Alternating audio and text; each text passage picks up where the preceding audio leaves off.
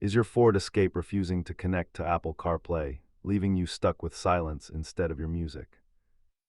80% of these connection failures are actually just minor software glitches that you can fix in your driveway. Let us walk through the diagnostic steps to get your system back online. Start by swapping your USB cable, checking your sync menu settings, and fully forgetting the device from both the car and your phone. If that fails, inspect the USB port for debris or check if your phone has screen time restrictions blocking CarPlay. A master reset of your sync system is the final software-based solution, but remember this wipes all your saved presets.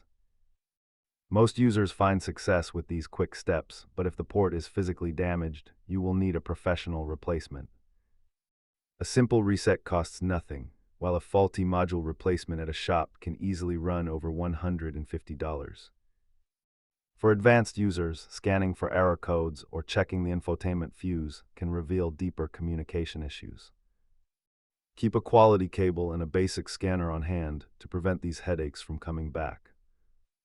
Always remember that sometimes the car simply needs a deep sleep cycle to fully reboot the system. If this helped you reconnect, hit that like button and subscribe for more Ford maintenance tips.